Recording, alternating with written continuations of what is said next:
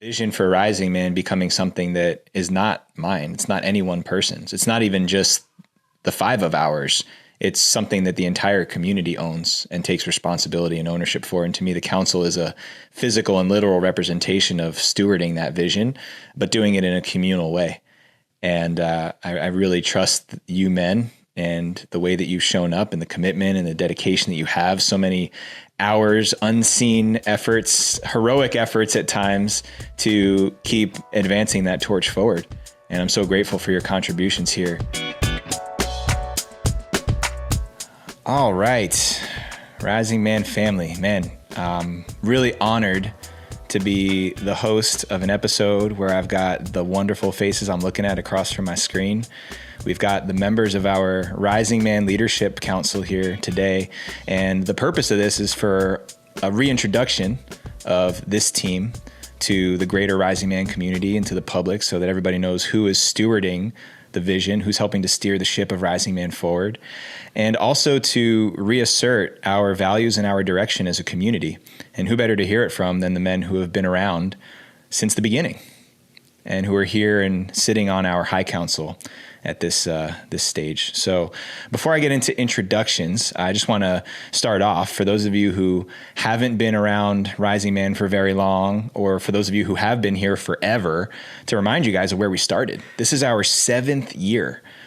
It started as an idea in a coffee shop to start a podcast because I wasn't satisfied with the conversations other men were having about the experience of being a man in the world. Back in 2017, there was 10 podcasts I could find specifically directed towards men, and half of them were about how to get laid. And that simply wasn't the conversation that I was interested in. The men that I'm going to introduce here in a moment were critical in helping to extract what the vision for Rising Man was and to help lay the initial foundation of building a community for men to talk about the experience of a man in the world, the challenges that we go through, and to provide some tools and support to help men be powerful fathers, leaders, husbands, friends, contributors to their communities. So in the very early days of Rising Man, when we were just a podcast, there was a podcast team that was assembled because while I was trying to juggle 3 different jobs and produce a podcast that I'd never done anything like that before alone in my bedroom, there were people who stepped up to help in that capacity. And the podcast was really the start of it. So I'm going to start with the guys who were really there in the beginning, helping get the podcast off the ground floor. And the first person I'll introduce is Mr. Mark Rose. Mark Rose, who stepped up. I want you just to give a little bit of your perspective of what the early days of Rising Man looked like when we first got started, and what was your role at that time? I think we were trying to figure out what my role was, but essentially the first thing that really stuck and landed, because my idea was content at the beginning, but became community manager when we started doing more of the fire circle stuff. So, I was kind of just jumping around doing whatever some of the other guys needed covered or trying to just figure it out, trying to be of service. And it wasn't until that I really found being the first senior fire captain that really sparked it. It was great, man. I felt like it was a fresh look into the world at the time where we really started having deep conversations and there were men coming around the proverbial fire just to have a conversation that I wasn't hearing in the world. So it was kind of my first place and trajectory of that. And Any stories that stand out about what the early days looked like?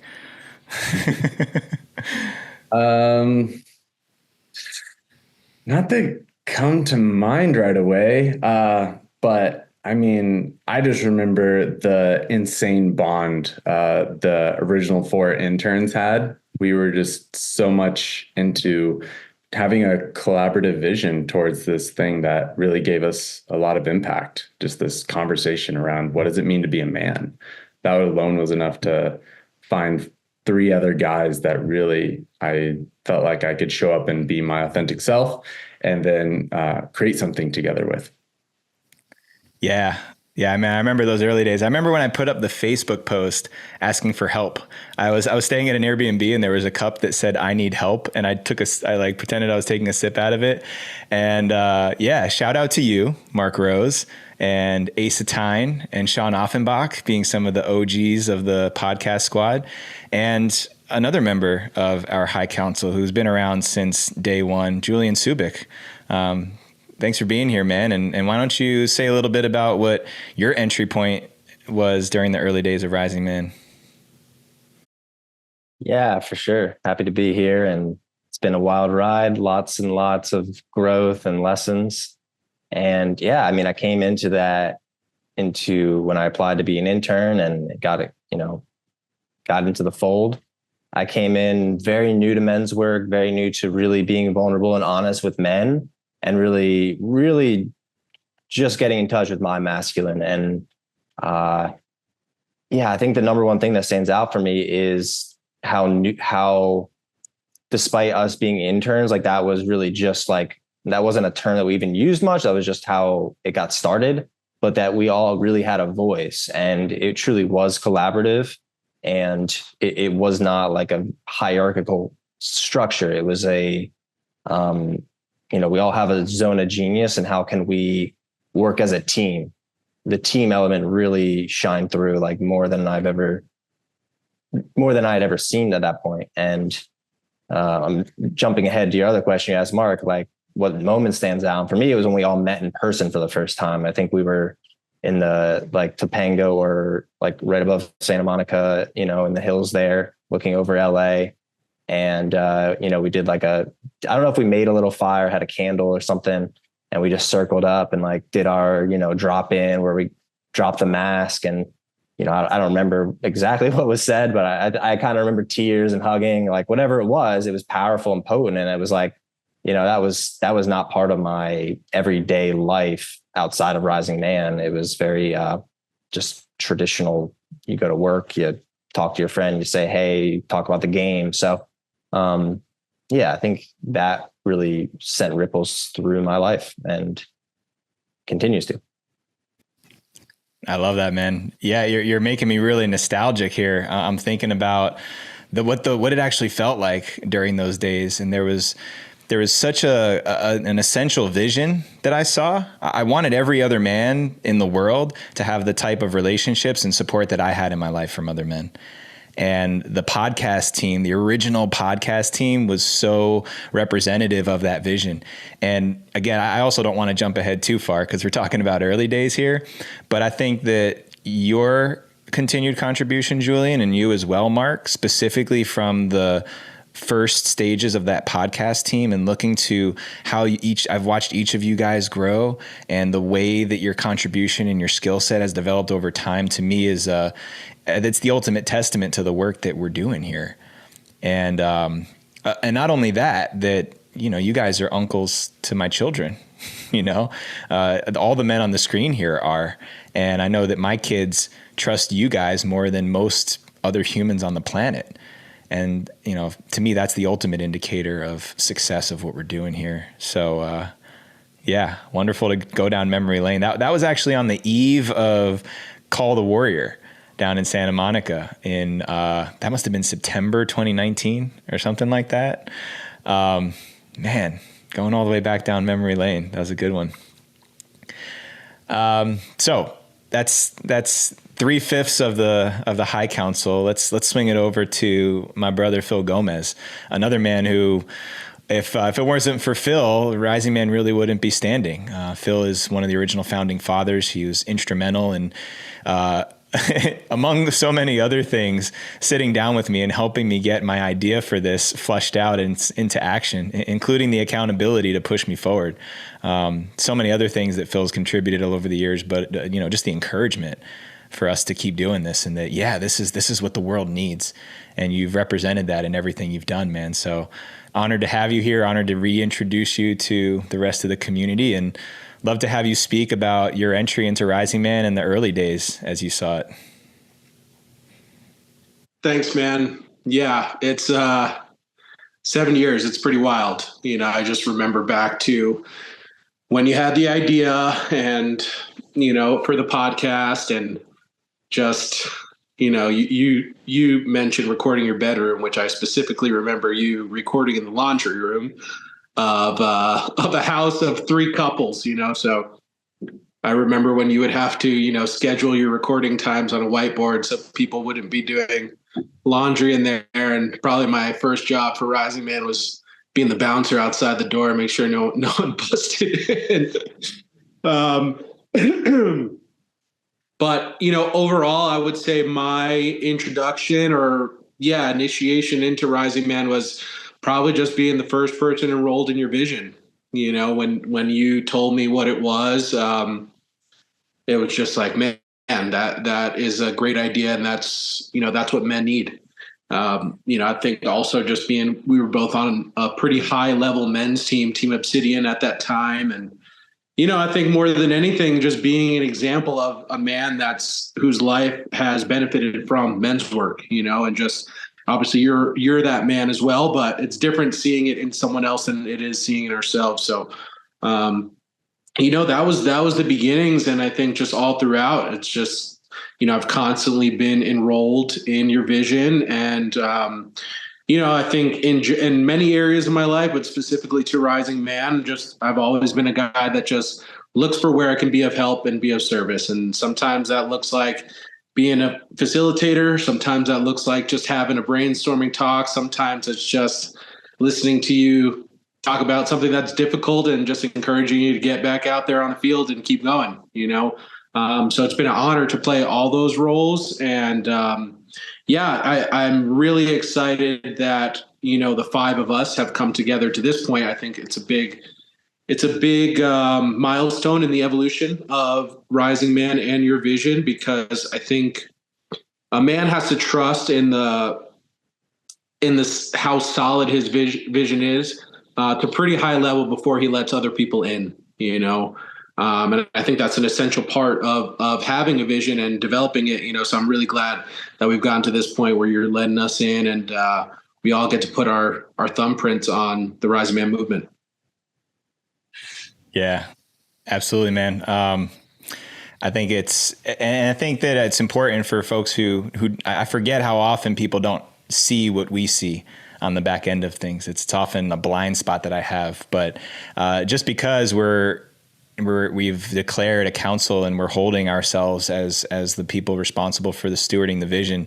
I want to really emphasize that you are some of the men who've been there since the beginning and helping to steer the ship all along the way. This is just more of a formalization of the leadership that we've been embarking upon. So yeah, man, just really been grateful to have you all these years. And you're bringing me back to when I used to have to flip the mattress over to act as like a sound barrier on the door.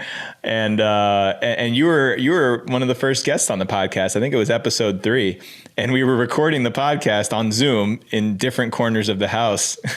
So back in the early days, man, going way back.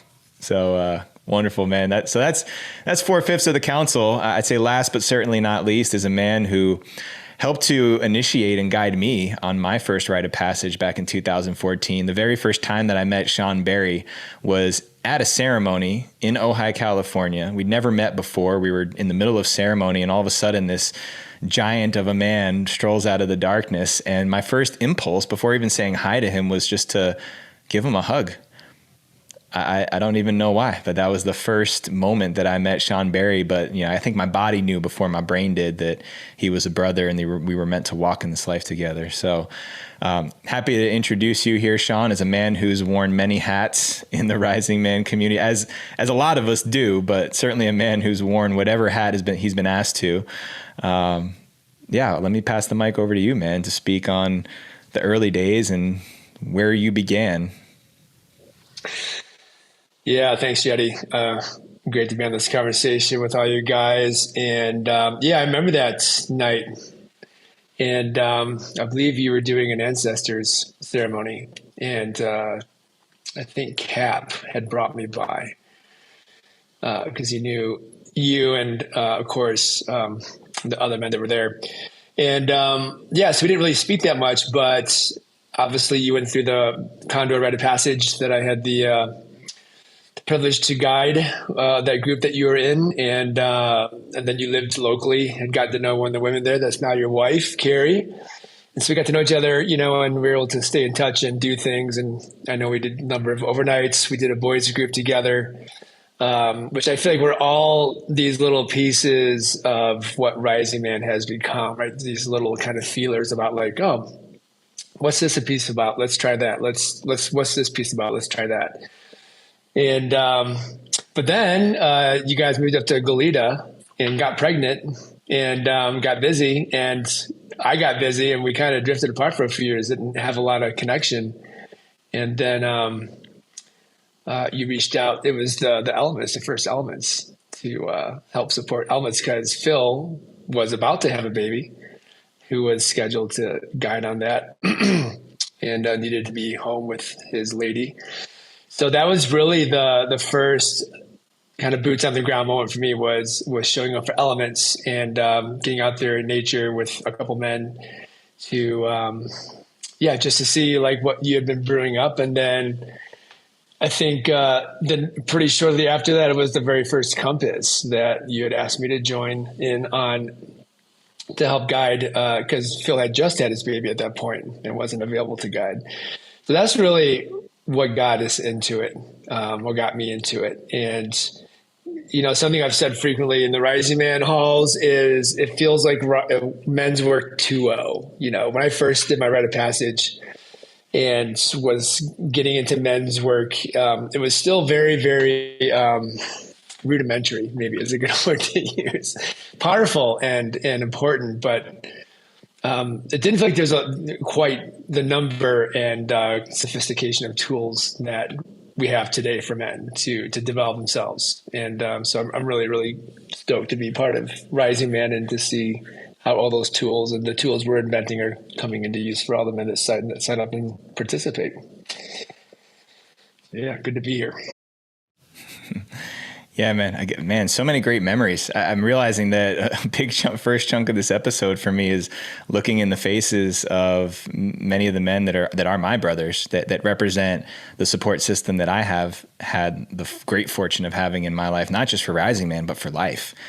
And knowing that I've been able to be that support for each one of you men at different critical moments in your lives, and that it's been deeply reciprocal. I think it's such a great encapsulation of what we all desire for all of the men, not in the world, whether they're a part of Rising Man or not, and certainly what our mission is.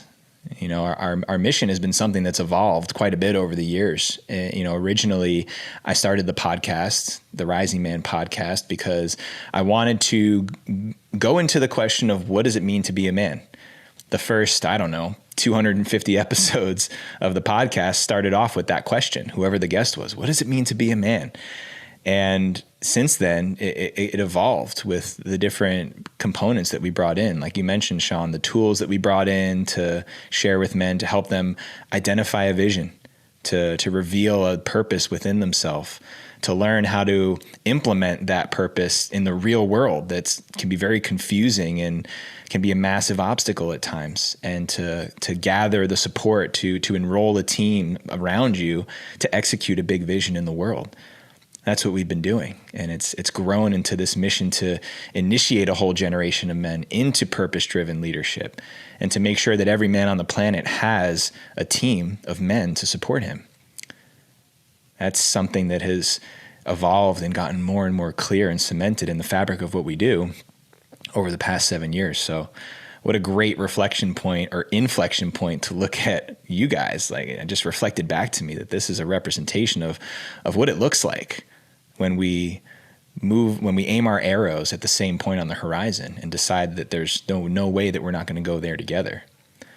So just really grateful for that. I wanted to emphasize that piece. One of the things that as we're re-energizing and reintroducing the Rising Man movement to the world, we wanted to make sure we inform the public on what Rising Man really is about and what it stands for. One of the things that we lean on as a foundation is our 4 pillars. One of our recent podcast episodes went into this in more depth and detail, but I want to give you men an opportunity to speak to those pillars. and to really emphasize what that pillar means to you, how we hold and represent that in the Rising Man community, the Rising Man way, and where you see that playing a role in initiating men, purpose-driven leadership, and having a team. So I'm going to kick it over to you again first, Mark, and ask you to speak about one of our first 4 pillars, honor. So honor to me is just about being respectable. It's about knowing that you can be counted on. When I look at these men, I know that I could call them.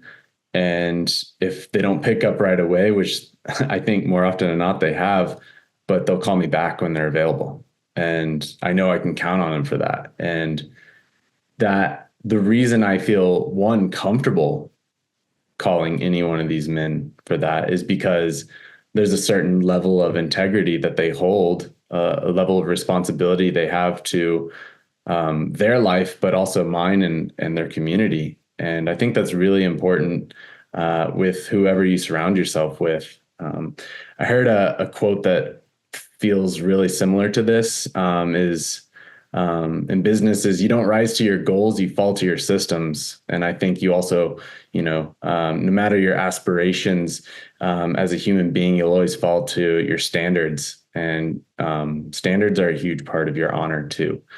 And I would want to choose men who have a high quality of standard and who won't believe in my BS and will certainly always call me to the vision of the man that I really have set for myself, that I've proclaimed to them, which is part of my honor as well.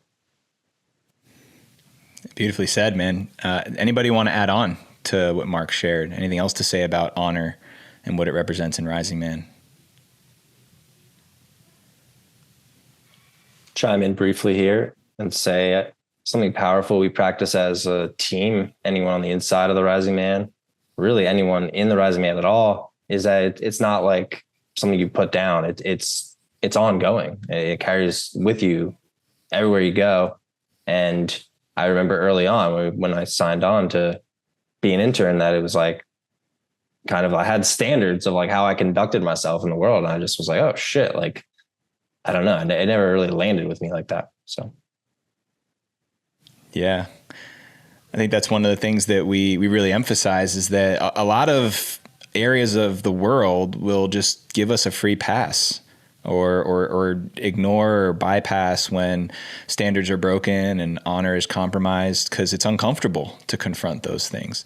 But making honor a practice, the simplicity of giving our word and keeping it, but having to practice and develop that as a skill set, that's really what we're talking about here. Were you about to add something, Phil?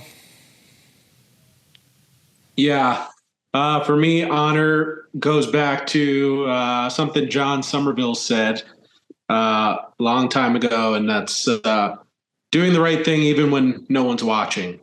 And right is a funny word because there's a duality of like right and wrong. But for me, it's like in order to have honor, you have to have clear standards, which Mark and Julian are talking about. You have to have clear self-established standards and then always living up to those, not just in the moments of your life that are highlighted or where other people are going to see, but in the smallest moments of life where no one's around and you're the only one that's going to know, that's where honor shines brightest, in my opinion. And one of those foundational things that like really without it, it's hard to build anything else upon it.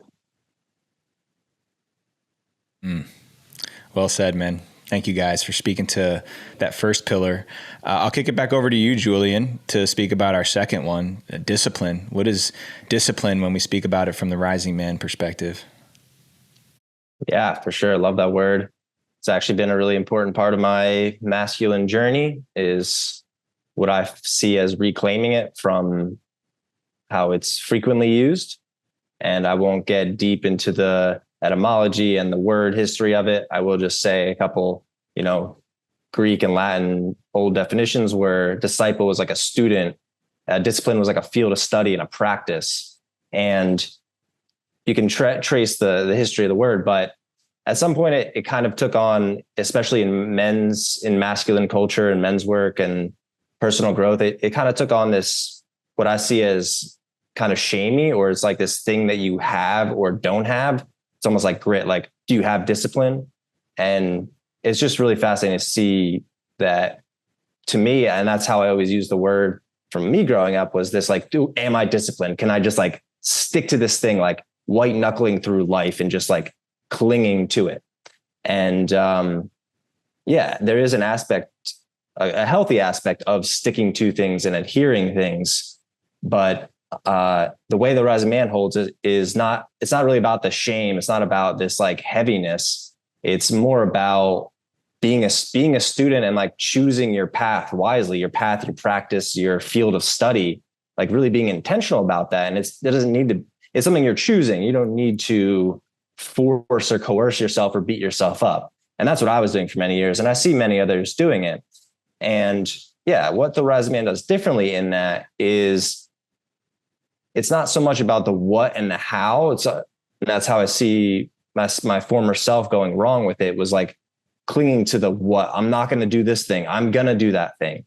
And it never went anywhere with me. And it wasn't until the Rising Man came along and I got into the why, almost like a young child asking that question over and over, the why, purpose statements, really dropping into my heart and using vision as well.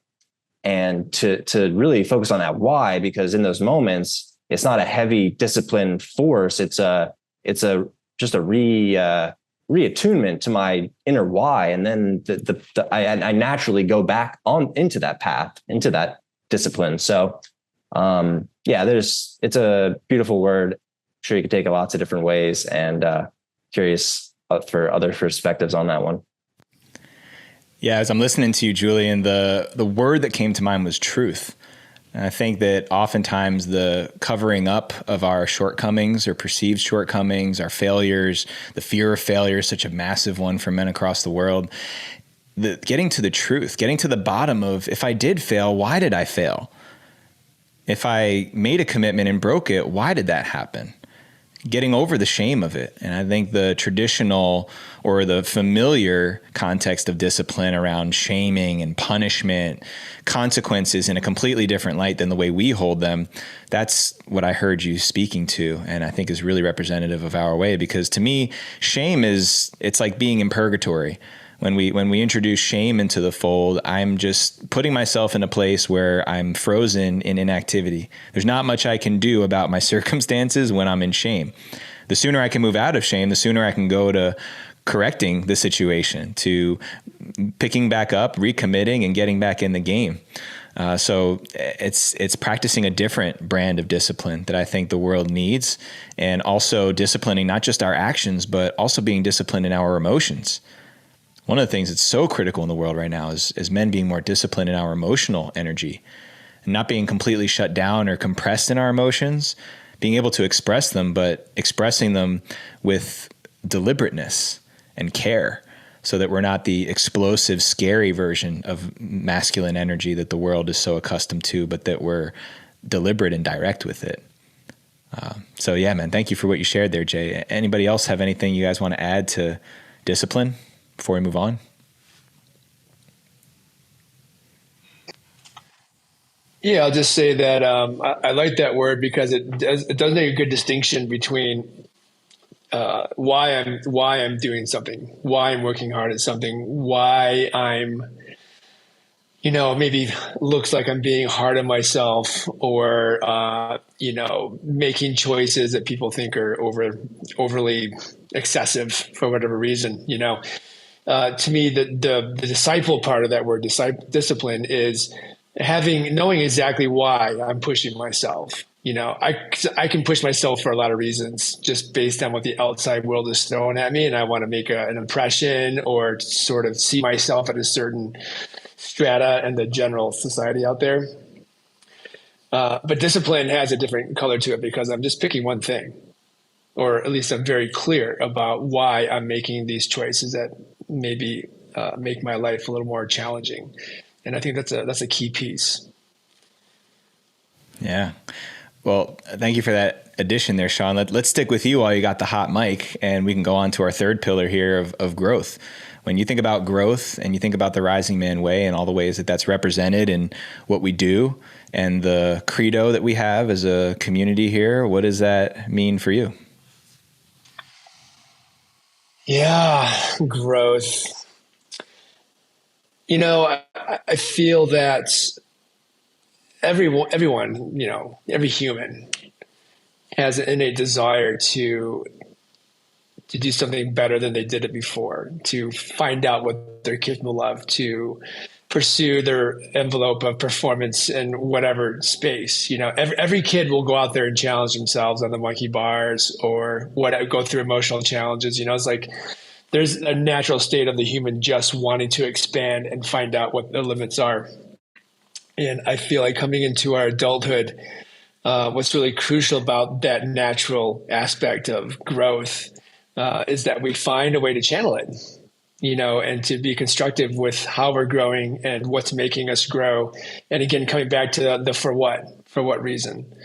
And, ever since the internet really exploded with social media, particularly the social media apps, you can't throw a phone without hitting a social media influencer who's got some program, and I think that's great. I think it's wonderful that there's so many opportunities to find programs that are devoted to growth. But to me, that deeper reason is for what? What do I want to grow for? And what areas and what aspects do I want to grow emotionally? Do I want to grow physically? Do I want to grow in my community? The answer to all those things are yes, but each one of those domains will have a different approach and a different side of me that I need to explore and understand where it wants to grow, where it needs to grow, where it's scared to grow. And I think that's really what makes the Rising Man community special is every man in there knows they're in there for this reason. And everyone's bringing in everyone's getting clearer on where they want to grow right now. And so being in a pool of men who are all taking on their own challenges of where to grow, just it basically means that you're gonna bump into at least one guy who's wanting to grow in the same area that you are. And so right there, you're going to find opportunities for support and connection and vulnerability, because growth is challenging. And, right down to the body, if you want to grow muscle, that means you got to damage your muscle tissue. I mean, that's just part of the deal. Like growth hurts. So knowing that you've got men around you who are committed to that too, who are supporting each other through that pain of growing is just a really beautiful thing. Yeah, I really like the way that you said that, man. And, for me, one of the things that we say so often in Rising Man is that you're not as unique as you think you are. And that the reason we say that is we want to remind men that we all go through so many of the same and similar challenges. And then there's almost a counterpart to that we do celebrate uniqueness in the community because we believe that every one of us has a unique direction to move forward in our lives from. And so growing in that direction, declaring that, and then moving in that direction is something that we're huge advocates for. That's the component of that purpose-driven life, having a purpose that drives you to lead and take risks and jump off cliffs and be bold and audacious in your path. That's so much of what it's about. And I really heard that in what you shared. Mark, I know you've got something you want to add. What do you have to say about growth? Yeah, very similar to what you're just speaking to, Jetty. I would say just reemphasizing the word clarity because we speak this into a men's team. And then, that's something that we're going to always have accountability on, or we're always checking in on you with, because we're looking to see, hey, are you still growing? Hey, are you still clear that this is where your growth is? And it's not always just like more money, more success or whatever. Sometimes growth is slowing down to the speed of your child. And I think we're just all here for whatever that is in these particular spaces and learning how we can also surround ourselves around each man of how to be of service to them in a team. around that growth, which is also a whole nother form of growth. So, yeah, man. Thank you for adding that piece. All right. Well, the last of our 4 pillars is legacy, and who better to speak to that than Phil Gomez, a father, a husband, a man with so much community around him. Would you please speak to what legacy means to you? To me, legacy is what we leave behind and what will be the impact really that we leave on our families, our communities, on the world. Legacy is, I like to think of it as like the culmination of all of our actions, all of our decisions, what we, if we had a honor or not, what we were devoted to and what we were like disciplined with. All those elements come into like really make up the story that is us.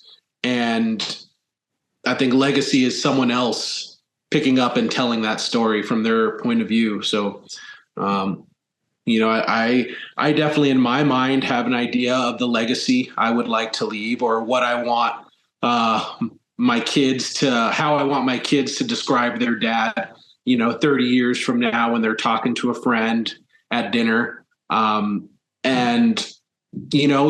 have that desire, and the only way that can happen in the way I envision it is like the small steps, small decisions, small actions that I take every single day. I think legacy is such an important aspect because it encompasses vision, right? So thinking about tomorrow, right? Or thinking about down the line and what we want, which I think really plays into growth really well. Because if we have a vision, we're going to move towards it, and any vision worth having is going to require some growth. So it encompasses vision and like getting down the road there. And then I think it also helps or requires the skill set of zooming in and zooming out, right? So focusing on what's right in front of me, what I need to do, zooming out, how am I doing for, in regards to the man or person, human being that I want to be, and then course correcting, zooming back in, taking care of those things, and kind of that constant in and out, which, myself personally, I can get lost in either one of those. I could be too zoomed out for way too long and nothing's getting done. And I could be too zoomed in and I'm going down the completely wrong path because I'm so focused on what's right in front of me. I think legacy incorporates vision. And I think the other element of legacy that's really important is thinking outside of ourselves as men. I think the personal development space, men's work, can get so hyper focused on being the best person I can be, and being the best me. And oftentimes we can lose the why, like Julian was talking about earlier. We can lose, like, for the sake of what? Why do I want to be the best person I can be? So I can have more money, so I can have these accolades, or is it really to be a better father? Is it to be a better husband? Is it to be a better brother? So I think legacy is that invitation to step outside of ourselves, again, zooming out and really like, how is me arming myself with all these tools going to make my community better? I love that you brought that last piece in there. The word that I heard you speaking to is service. And for those of you who haven't heard another episode we published just recently, I talked more deeply about these 4 pillars and the 14 principles that fall underneath these pillars. Every one of those principles of what it means to be a rising man falls under at least one of these pillars directly. And being a man of service is a big part of that. And so I love that you're bringing that component in, because yes, we do live in a world where it's so easy to focus on our individual trajectory and fulfilling our individual purpose and mission. But a huge emphasis in this community in Rising Man is making sure that we're uplifting each other, that we're empowering and supporting each other. Just like I mentioned earlier on the call, that there's no way the idea I had in that coffee shop would ever have made it to anything close to what it is now if it wasn't for you guys. And we all have that unique direction we're going in our lives too. To have support for that is essential. Anything else to add about legacy before we close out the pillars here?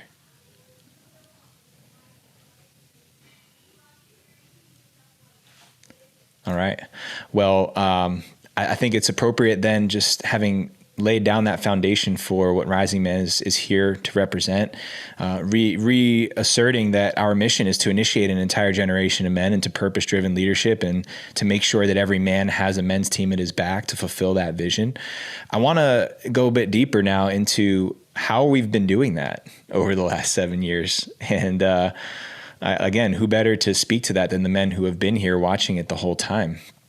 I'm going to come back to you, Sean, to speak to one of the very critical tools we have in our community, one that I think makes us very unique and bringing an important and critical piece of humanity back into the fold, and that's rites of passage and initiatory work. So as someone who I consider a master and a teacher in this department, would you speak to that and how it pertains, how we've been bringing that back into the fold in Rising Man? Yeah, that's a big topic, I would say the simplest way to kind of step into it is that, Robert Miller in his book, Archetypes of Initiation, defines an initiation as a belonging, that you belong to a group, right? And a rite of passage is a type of initiation. And all of us go through initiatory experiences. And a distinction that helps me is I've had formal initiations where I knew I was going through an initiation to belong. And the group I was initiating into also was aware that I was coming into their belonging. And then there's informal initiations, which is what most of us are experiencing throughout our, late adolescence into our early adulthood. Graduating high school, getting drunk, having sex, getting your license, graduating college, first job, marriage. There's all these moments that transform our reality in ways that we can't ignore. Right? We can't pretend that the way we see the world isn't different anymore because of certain things that happen.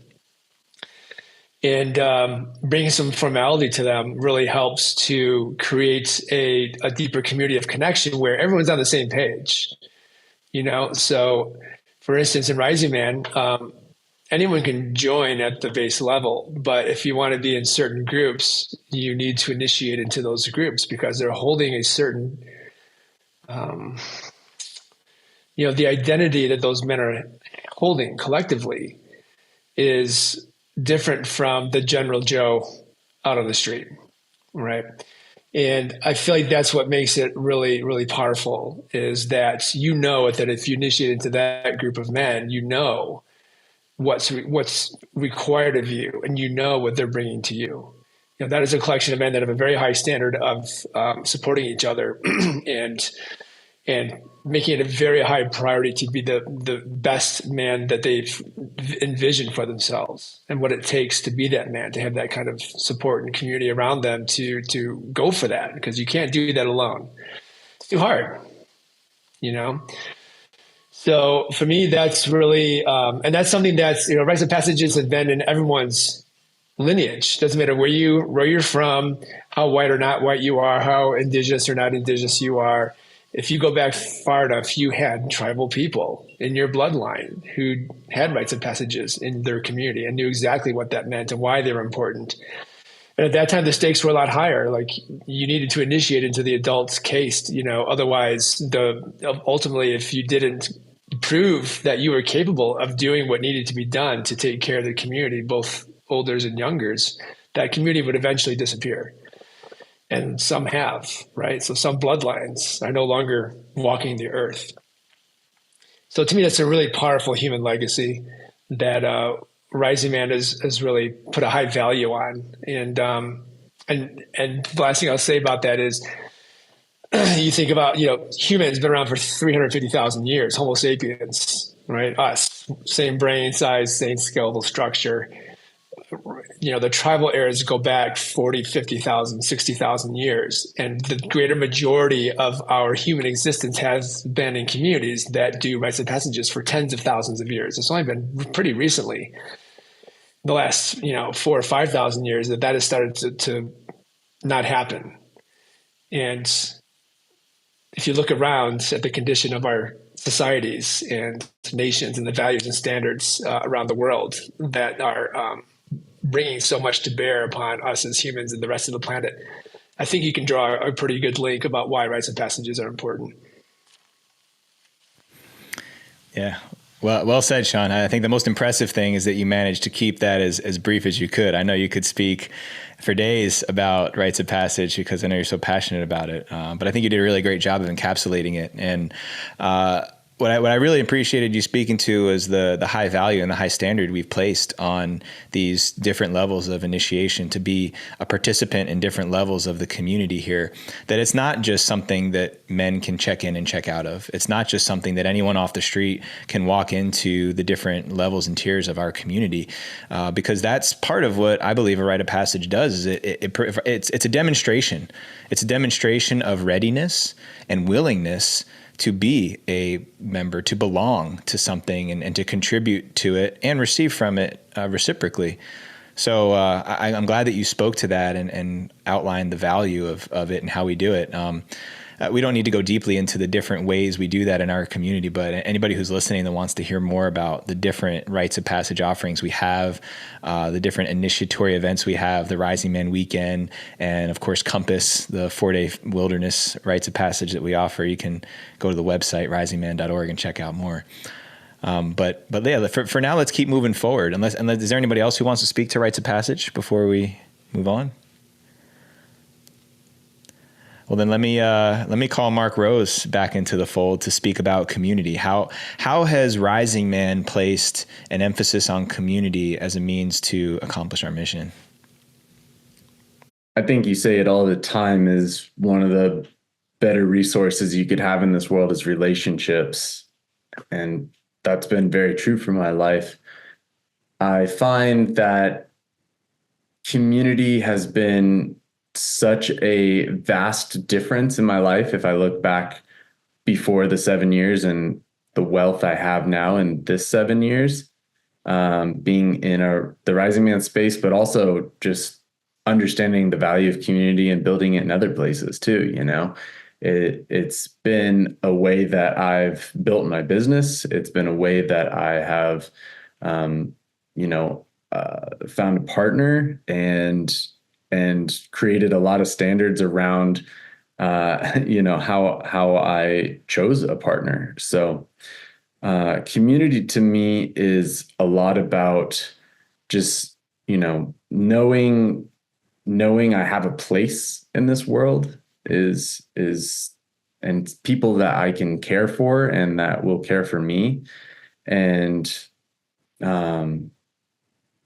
that community has this, I don't know, in the modern world, we have so much of a transactional relationship to everything. And I think the major difference I found when I came into this space is that we're letting down the transactional aspect of relating to one another. And we're finding that you can even give more and you'll receive more through that. So to me, I've learned so much about community. I've learned so much about raising a family, just even through being an uncle and getting so much collective experience to lean on. Yeah, one thing that I thought of when I was listening to you, Mark, was you mentioned how much of an emphasis we put on transactions and reciprocity in the world, right? Just the currency systems that we operate in, the exchange systems that we have. And one of the things I love about the way we've designed and the way we speak about community is eliminating the sense of time and scale when it comes to giving and receiving. Because those relationships that we invest into, I might do something for one of you men today and have no idea how that's going to come back to me in my life. But when we prioritize showing up for each other that way, we talk about this on our teams. One of the reasons we call ourselves a men's team instead of a men's group is because we don't even think about it. I'm so invested in taking care of the men on my team, the men in my direct circle, my brothers, that I don't worry so much about looking out for myself, because if I'm doing that, if I'm investing in taking care of the other men and they're doing the same to me, well, then I'm already covered. I don't have to think about that. And it's going to come back when I least expect it and when I most need it. You talked about relationships as the most valuable resource we have. Well, it's true. And the tragedy is that there's so many men out there who don't have strong relationships, especially with other men, for those moments, those inevitable moments of hardship and tragedy in life that are going to happen. And I think that's one of the most important conversations we have collectively is, hey, life is going to be really hard sometimes. It is. It's going to be hard.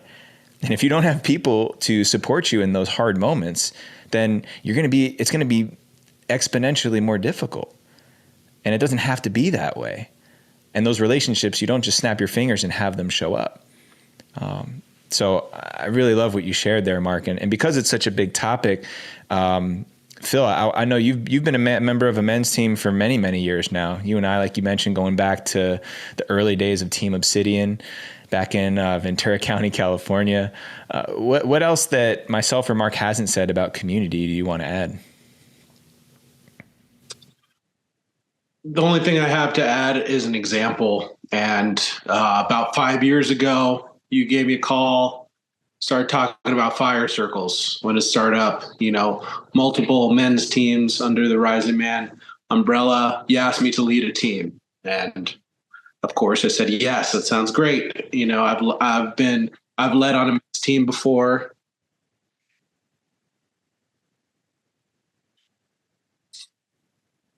I've led on a men's team before, and it would be a great opportunity to do it again. So, it starts and I have a roster of 6 guys. 4 of the 6 guys just don't answer any of my texts or calls. 2 guys show up. They've never been on men's team before. And, I'm like, why the fuck did I say yes to this? I'm used to leading a men's team of guys that have been on a men's team for years, way longer than me. And so, whatever, just go through the difficult rigmarole of going over standards and integrity and really developing the foundations of men's team. Fast forward 4 years, and I was going through the most difficult time of my life. Everything in my life was turned upside down, in shambles, very unclear about my future.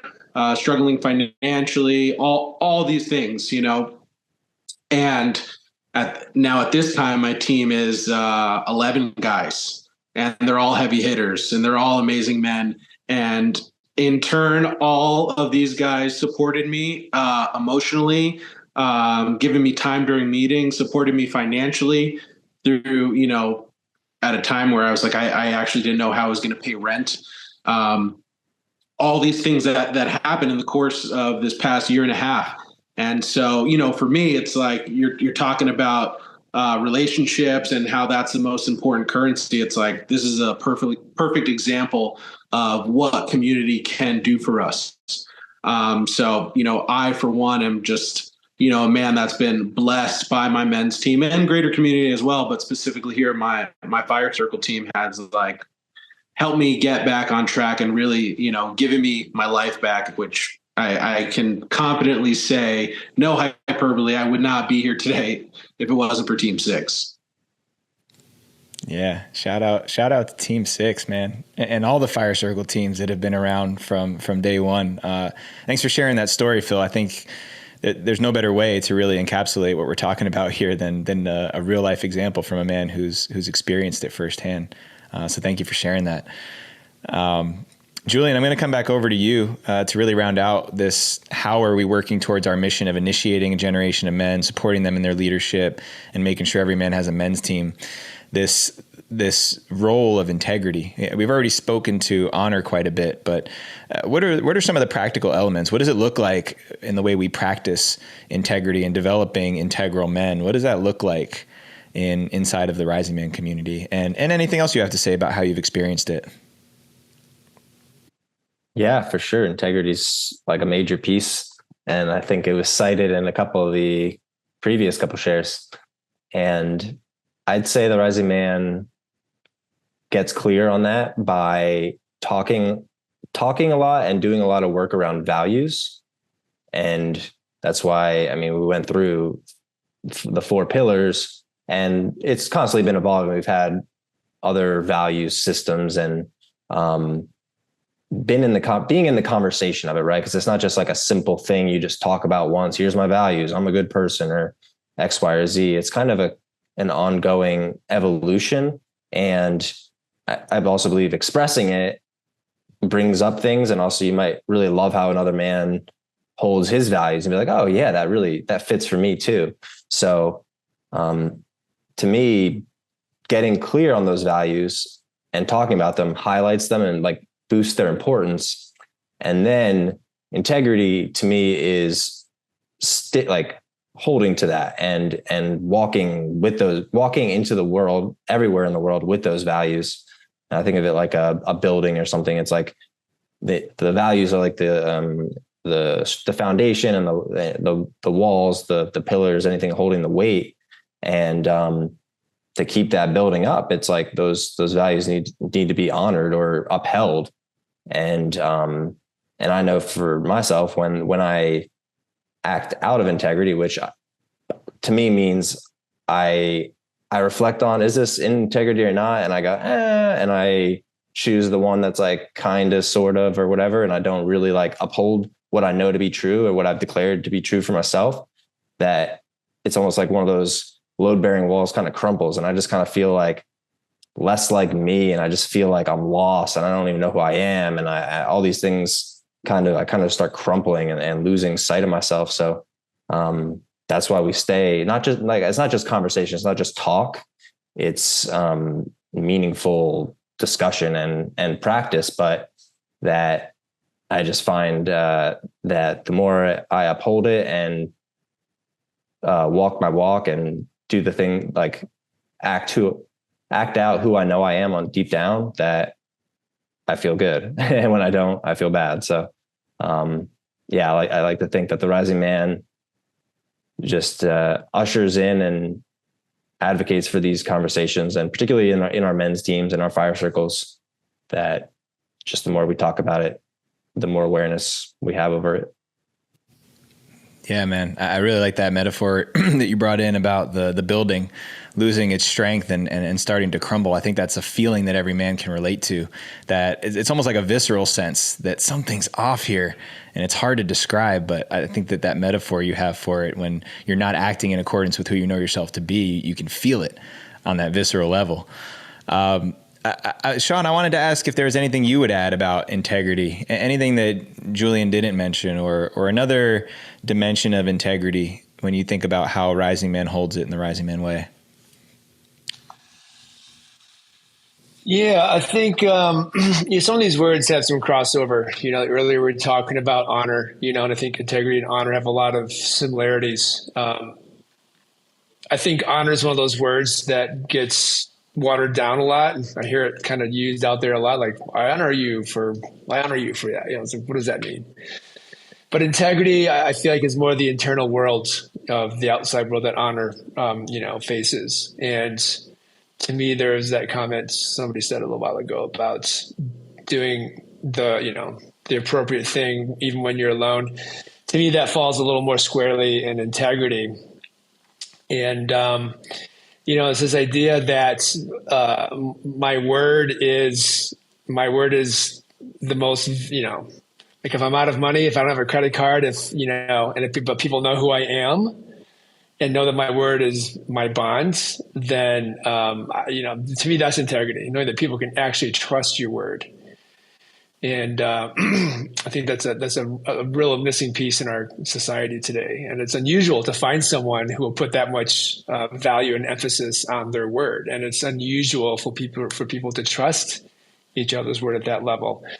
And I think that's something that's unique about Rising Man. We're really trying to create that, especially in the fire circles. I know in Team 6, integrity is a really big piece, and we're always looking at ways to uphold our integrity, to acknowledge when we've lost it, and to do that in a way that doesn't cause some of these other things we've also talked about, like guilt or shame or punishment or ostracization. because integrity has to be, it's like faith and a couple of these other things. Like you can't store them up for later.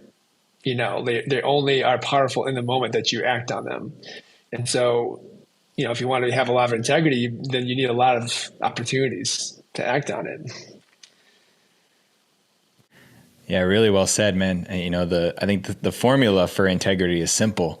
We talk about giving our word and keeping it. It's say it, do it.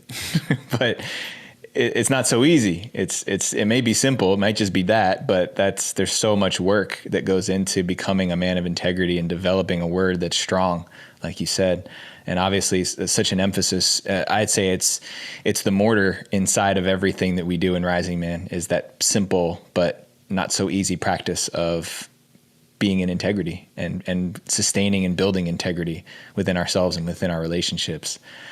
I would just, one other thing I would add to that too is that internal piece that goes along with, I think we're going to come to a place in the conversation where we start to see all these things work together. But, growth, like if you're not taking, if you're not making growth a high priority, then you're not really getting to understand who you are. Right. And I think that's another big piece of integrity is, over delivering, under delivering, not doing what you say, having enthusiasm, or I would say having excitement for things you're not genuinely interested in, as opposed to having enthusiasm for things you're truly passionate about. These are all distinctions that I feel like lead to integrity. Like when you know yourself, then your word becomes that much more powerful because you don't, you use it carefully.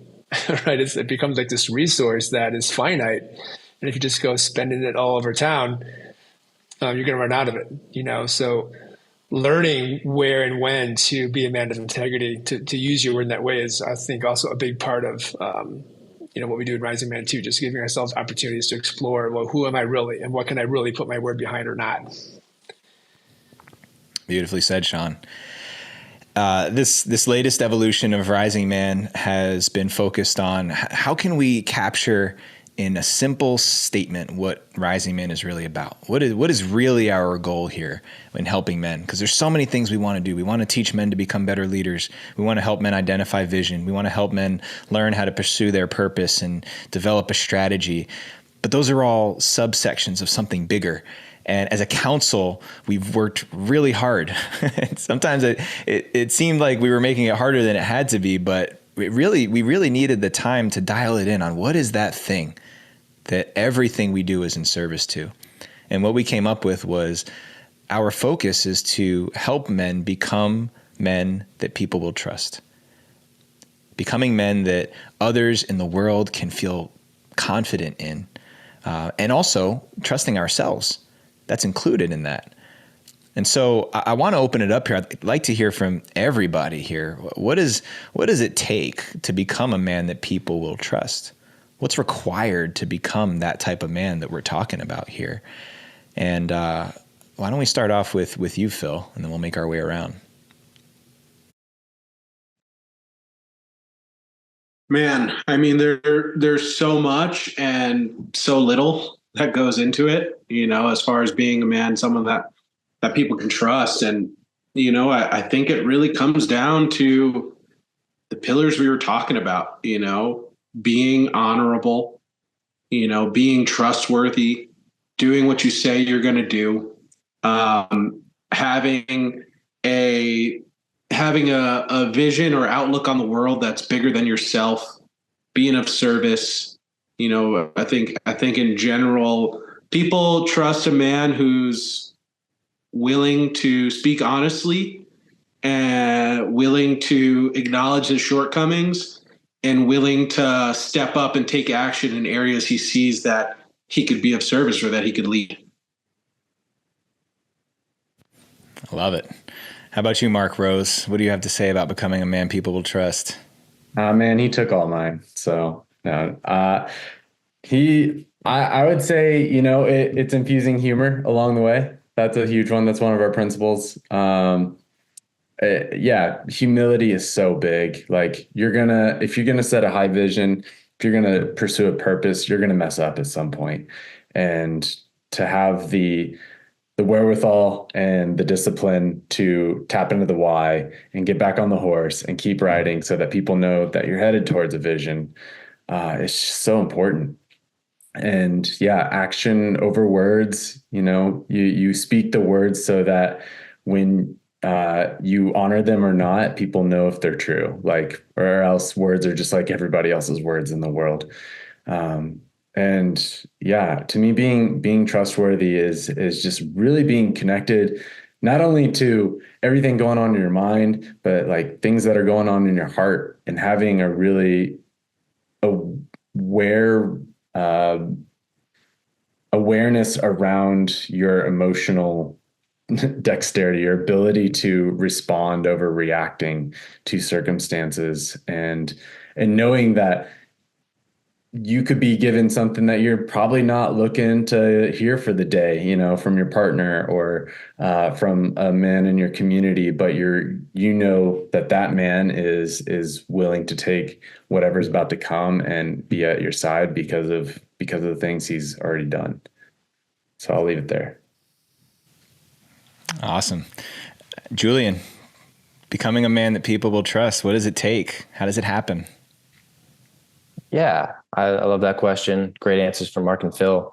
And for me, trust is a type of currency, and it's what I call non-linear or non-traceable. It's not trackable. It's not like, oh, well, I lost 2 points of trust there, 5 there.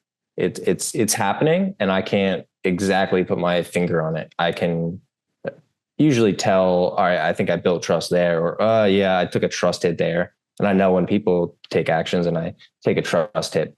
So for me, winning the game is it's a long-term thing, and it's not so much about winning. It's a felt thing. And to be a man I can trust, that's what I think of as winning, because I can control that, and being willing to play the long game, because it's gonna ebb and flow, and it's not something to. It's not like a regular currency where you just want to have the most of it and you can like gloat about it. It's an intangible. So beautiful, man. Mr. Barry, what do you have to say on the topic? Yeah, I mean, everything I'm hearing is just so good. It's all of these things. I think getting onto my older years, a few of the things I'm learning is really recognizing how much of whatever my sense of success is in the world, whether it's with relationships or finances or career, whatever, how many people that's sitting on top of, right? I just get more and more aware that, I have relationships now where I've been friends with people for, over 30 years. And they start to become more precious, and the nuances of deep, long relationships like that that can disrupt the balance of the connection. I feel like is it becomes more and more. I become more and more insensitive to it. So I guess what I'm getting at is, to me, I just become more aware of the impact that I have just moving through the world, just walking out my front door, making phone calls, answering phone calls, getting together with people, being part of making something with somebody, whether it's, a business, something fun, whatever. There's every little bit of it has trust involved. Like if you're going to make up a game, like I've worked with kids a lot over the years. And one of the things I love to do with them is like, let's make a game. Let's make a game up, right? And like, yeah, let's make a game. It's like, okay, well, what's the objective? What's the goal? And we'll figure that out, right? And they're like, okay, so what's the rules, right? And the kids will make rules, right? It's like they'll put restrictions on themselves. And then you play, and inadvertently someone will break the rules, right? And to me, it really just comes down to that. There's all these unspoken rules that I'm living by, that basically are people are just doing it. We're just walking out the door, just trusting. We're just trusting everybody on some level. And so for me, it's really being coming more and more aware of how much trust is in the world for the world to be what it is, and how much I play a part in either building that trust up or breaking it down. And there's something I really like about tracking that as I just get into the stage of life. So to me, yeah. So I guess to sum it up, it's recognizing how much trust is going on out there, how much trust people are lending me, right? And then feeling really grateful for that and wanting to reciprocate. Yeah, I think one of the best things is the evidence of trust. I was listening to what you were saying, Julian, and I was thinking about how it's one of those things that you can't really quantify. It's really hard to track or trace, and it only shows up, or it doesn't only show up in these moments, but it certainly shows up in the most intense and challenging moments of life. I found out how much people trust me during some of the most intense life moments that people have had, and I found out who I really trust myself when I've been in deeply intense life moments or in deep moments of need and support. What does my impulse tell me to do? It tells me to call Sean, tells me to ask Phil to come over, or Mark to watch my kids, or Julian to hear me out, or any of these other men that are deeply in my trust circle. When my instincts tell me to do that, it tells me who are the men that have become men that I trust. And when I'm on the receiving end of those calls or requests or asks for help, that's when I know that I've really become a man who people can trust. And I think you guys all outlined it very clearly, that the things that we do and what we say and how we show up in the world builds that currency over time. And certainly I'm proud to say that I've got men like you four and others in my life who really embody that, especially the men who are here on this council. You guys all really represent that in the way that you act, the way you conduct yourself, especially in places where nobody's watching, not broadcasting it for the world to see how trustworthy and integral you are, but just doing it because it's who you are. And I think you guys all deserve that acknowledgement. So I want to segue into a brief story here, because I think it is important to let everybody know how we came to form a leadership council for Rising Man. It's almost been a year. Julian sent a group message to myself and Sean, and he said, "Hey, we need something here." Up until that moment, I had been at the center of the Rising Man Matrix, asking for help and coordinating with these men and so many other men, but I'd always been the central piece. And I want to credit you, Julian, for finally putting your foot down, saying, "Hey, if we're going to conduct the community this way, we need something like this." And I wanted to pass the mic over to you for what did you see that was missing and why this was necessary, and anything else you want to say on why we decided to create the council and what we're here for. Yeah, thanks, Jetty. Appreciate that. And yeah, I think it is important to highlight and note that it's always been a community. It's always been leadership has always been dispersed or like held by others. But what I noticed was lacking was like one definite place that was ongoing, that met regularly, that had some like solid structure. We had like a larger team. It was quite large. So it was, it didn't quite hit what I was looking for, which was, just like a higher overview where all voices can be heard and everything is on the table. There's nothing that's like kind of like, oh, well, that's for people with higher power or more responsible. It's like, we're all on equal footing here. And it just came about for me, just honestly noticing, Jetty, like sourcing wisdom and getting support from all the men and men outside the Rising Man, men casually in the Rising Man, men dedicated to the Rising Man, sourcing all this knowledge and wisdom.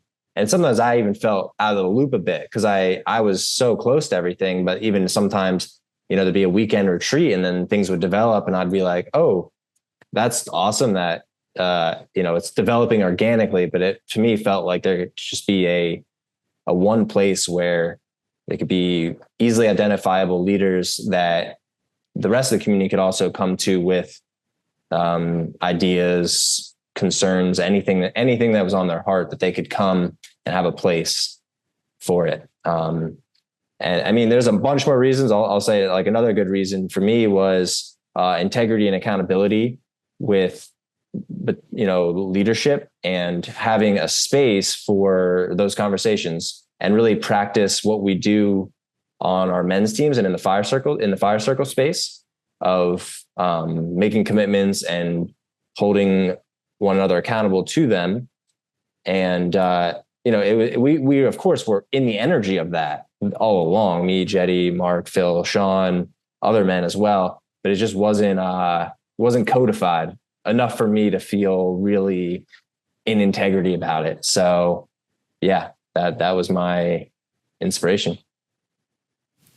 Yeah. And deciding who, I think for myself, in addition to what you said, Julian, we kind of joke in the background that when people say Jetty, the rising man. And I think that there's been a reason why, because I held such a central place in the leadership for so long. And to me, the significance of this council is an indication of the whole vision for Rising Man becoming something that is not mine. It's not any one person's. It's not even just the 5 of ours. It's something that the entire community owns and takes responsibility and ownership for. And to me, the council is a physical and literal representation of stewarding that vision, but doing it in a communal way. And I really trust you men and the way that you've shown up and the commitment and the dedication that you have. So many hours, unseen efforts, heroic efforts at times to keep advancing that torch forward. And I'm so grateful for your contributions here. And I'm really looking forward to what we're going to continue to create, and how this council evolves and grows with the community that's bound to continue to grow as well. So before we close it out here, I thought a fun way to wrap up this episode would be to ask each of us the same question and then close it out from there. Since we're wrapping up officially our 7th year as an organization, I wanted to ask you guys, when you close your eyes and you see a snapshot of what Rising Man looks like in 7 years from now, the way what you want to see in Rising Man 7 years from now, what do you see? And I'll start with our eldest and most senior member, Sean Barry. What do you see when you close your eyes and think about Rising Man 7 years from now in 2031? Well, first I was happy because I was like, oh, cool, we're going to do something fun, because this has been kind of a stuffy, serious conversation.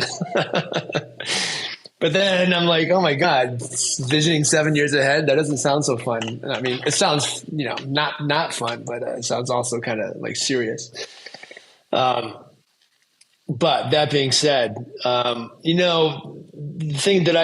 reason why I'm participating in this community and have such a deep, desire to see it grow is because I really believe in what true community can bring back to our cultures. I wouldn't even say cultures. I don't think we have really much of a culture anymore. We have societies, and I would love to see the power of community, recreate cultures within society.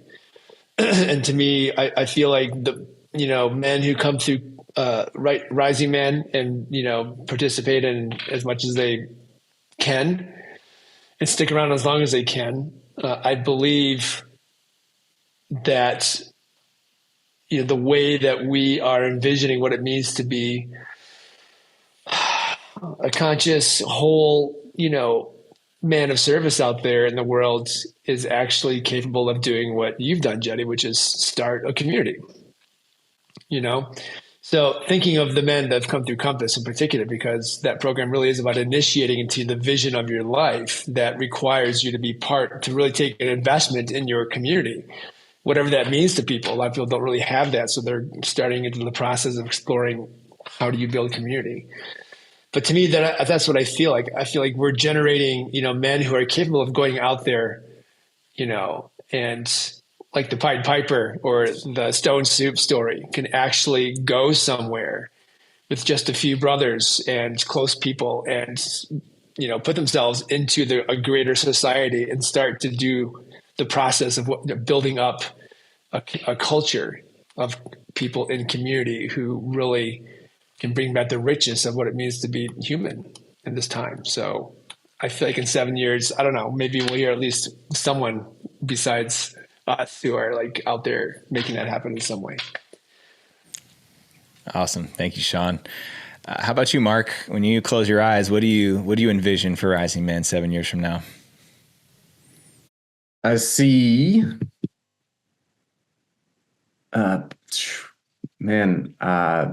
definitely just more men's teams in general, like a nice slow growth like we have for this past 7 years. I used to wish we grew faster. The social media and all that effort would take off and go crazier, you know? But now I find that the way we're doing it feels really right and it feels really good. And we're putting a lot of emphasis on a lot of specific things. So I really hope we just keep that up. And I do hope we create some type of more in-person themed adventures in the future of some kind, more cross-pollination and just men getting to know one another on a deeper level, not just in their teams. As an organization, I think that'd be really cool. I really envision seeing land where we can do these rites of passage on and have a dojo per se, and have these kind of places where we can build a safe enough place to do all this stuff on our own terms. And and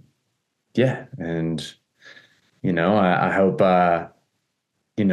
future men of the Rising Men, I'm imagining I probably have kids in 7 years, and that I'll have some babysitters that they'll be living close by, and that I've established enough trust within other men and their partners that they're willing to let me go on a date night maybe, and that I could do the same for them every once in a while, get around and do these barbecues more often, these little Shabbats as we call them. So I'll leave it there. So I heard cashing in your trust tokens for free babysitting. I think I've got a drawer full of IOUs that I got to give to some of you guys. So I look forward to cashing in on those with you. Julian, how about you, man? When you close your eyes and you think about where we've been and where we're going, what do you see? Yeah, I really love, Mark said, land. I really saw that was the first thing came to me. It was just like a green pasture or something like that with men and doing the work and having a permanent home base for the Rising Man. And some of the other things I really see are organic relationships, or like I'd call just men in the community bonding, getting together, which is increasingly happening. And it's awesome. It's been a huge part of why I've stayed so involved. It's like I've met so many guys and have my own friendship with them that doesn't, it's not really the organization help connect us, but after that was it. So more of that. And then the third piece, we have a scholarship program and we help all sorts of people, but I think growing that even more and like expanding that and really reaching people who, are in residence too. We can't, there's no forcing anything on anyone, but people who want this, who, I don't know, are not in the know about it. I think reaching new people and new types of men. That's what I see. I love that. Phil, 7 years from now, when you're an old man, a gray beard, what do you think you're going to see in Rising Man? What do you hope to see? The first thing that comes to my mind is Fight Club. Not because it's my favorite movie, but and not because men's organizations tend to love putting up videos of guys fighting, but the idea of having hubs all over the country, and the idea of having, when Rising Man first started, it was about the in-person. It was about creating the brotherhood around a physical fire in the center, having a team, and really developing the skills needed to have a strong team or create a strong community of men. Of course, COVID happened, and we switched things up a little bit, and which I think was a beautiful tool because of doing things on the internet, I've been able to build a relationship with men that I would have never met. right? So incredibly powerful tool. So the next 7 years, I really see that ability to put the in-person in the forefront, and kind of, instead of being the miners out there looking for gold, we're selling the tools needed to strike gold. Right. So really equipping men with the tools they need to create their own men's teams, their own circles, their own rites of passages. And whether that's under, the name Rising Man or not, to me, doesn't really matter.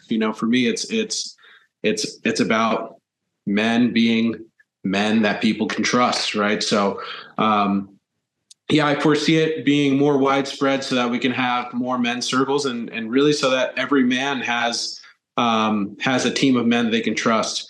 Another thing that comes to mind is, like, you see all these, at least on my Instagram, a lot of times these videos pop up that are like hyper focused on men having a hard time, like no one knows what I'm going through, like super hard, life's tough, all these things, these monologues, and it's almost like a norm. And, it is a common story for everyone. So I would love in 7 years for the norm to at least be closer to, I have all these guys that I can trust and that have my back. And, I have people that look out for me, and I look out for them. That's beautiful, man.